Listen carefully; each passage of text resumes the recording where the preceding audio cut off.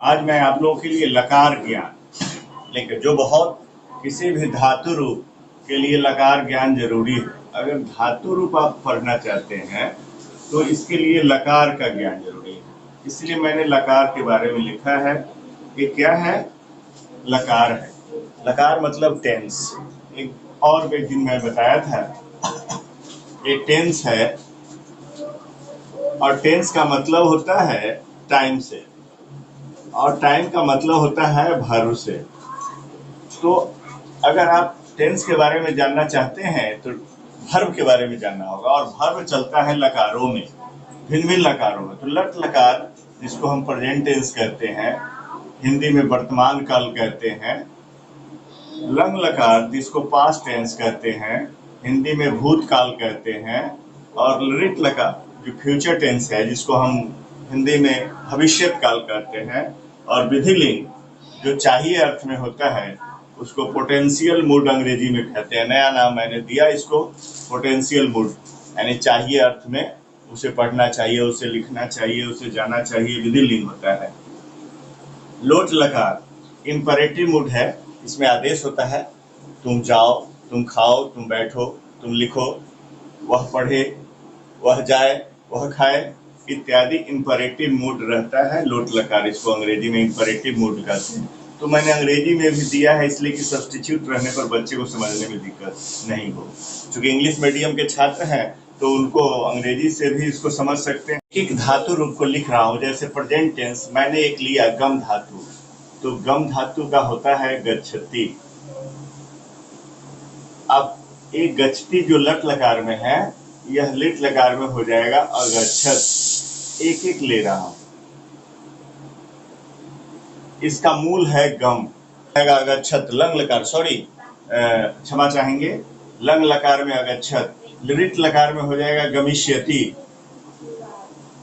एक एक हम लिख के दिखा रहे हैं, आप इस आधार पर बना सकते हैं। फिर इसी का सेम कोई पूछेगा गस्ती का लंग लकार में बताओ तो अगच्छत बताएंगे, कहेगा अगच्छत गस्ती का भविष्य काल लिट लकार में बताओ तो गमिष्यति बताएंगे।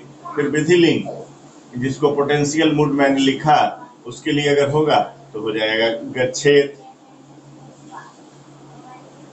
और लोट लकार जिसको इंपरेटिव मूड मैंने लिखा है, इसके लिए हो जाएगा गच्छतु।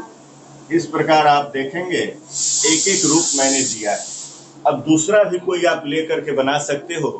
जैसे गच्छति के जगह पठती लिया तो पठति, अपठत, पठिष्यति, पठेत, पठतु। अगर धावती लिया तो धावती, अधावत, धाविष्यति, धावेत, धावतु। अगर लिख लिया तो लिखति, अलिखत, लेखिष्यति, लिखेत, लिखतु। इसमें लेखिष्यति हो जाता है लिख धातु का। तो ये ध्यान देना, हम एक पर बना लेंगे तो कोई भी बना सकते हैं। एक केवल पहचानने के लिए मैंने एक ही दिया है। प्रथम पुरुष एक वचन की क्रिया है, ये भी प्रथम पुरुष एक वचन है, ये भी प्रथम पुरुष एक वचन है, ये भी प्रथम पुरुष एक वचन है, ये भी प्रथम पुरुष, अपने अपने लकार में प्रथम पुरुष एक वचन है। तो इस प्रकार आप लकारों को पहचानने के लिए इन क्रियाओं का संयोग कर लें तो आराम से आप समझ सकते हैं। ठीक है, एक मेरा यह निवेदन है। मैं देखा अभी हम एक नया समीकरण भी देने जा रहे हैं, दिए हैं, लट लकार प्लस अस्म इक्वल टू लंग लकार। ये नई चीज है, आप देखेंगे इसको आप समझ जाएंगे। जैसे कहीं अगर लिखा हुआ है अगच्छत या अपठत, अपठत का मतलब होता है पढ़ता है, तो अपठत के लिए आप लिख सकते हैं पठती प्लस अस्म।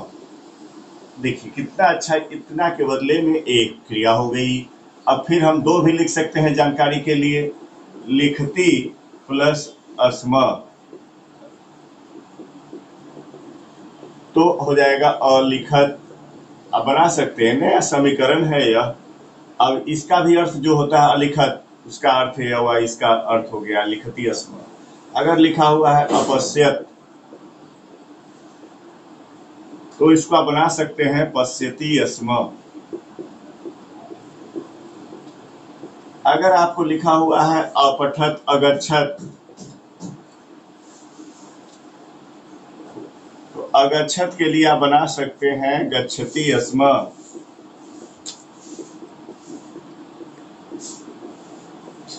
अगर लिखा हुआ है अकरोत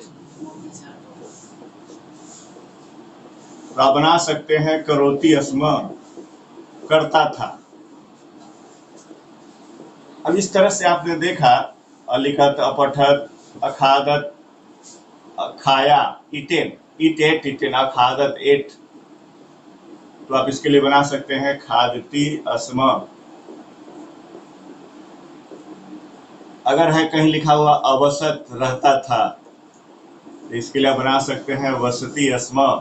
यानी प्रेजेंट टेंस में अगर अस्म जोड़ दिया जाए तो पास्ट टेंस का अर्थ देता है यह मेरा भाव था। प्रेजेंट आप वाक्य भी बना सकते हैं, आप कोई भी कि सह पठती अस्म, सह पठती अस्म, इसका मतलब हुआ सह अपठत। ये दोनों वाक्य सेम है। अगर कहीं लिखा हुआ है सह प्रतिवसती अस्म, ऐसा देखेंगे गद्य में रहता है, तो इसके लिए इसका मतलब हो गया कि सह अवसत। ऐसा आप जान सकते हैं। ऐसे अगर लिखा हुआ है सह लिखती अस्म, वह लिख रहा था, तो इसका मतलब हुआ कि सह अलिखत। ये दोनों सेंटेंस दो दो का इस प्रकार से आप एक नई चीज भी आप जान सकते हैं, जानकारी आपको मिली हमारे हिसाब से। तो ये देखा मैंने एक छोटा सा वीडियो, नया फॉर्म आप सेंटेंस बना सकते हैं। वह सह अवसत नहीं आएगा तो सह वसती अस्मा या प्रतिवसती अस्मा, वह लिखता था, सह लिखती अस्मा आप लिख सकते हैं। इस प्रकार मैंने एक लकार पर आधारित छोटा सा परिज्ञान आपके लिए प्रस्तुत किया हूँ। आप जरूर इसे कुछ ज्ञान आपको उपार्जन हुआ होगा, आप सीखे होंगे, यही मेरी सफलता भी होगी। धन्यवाद।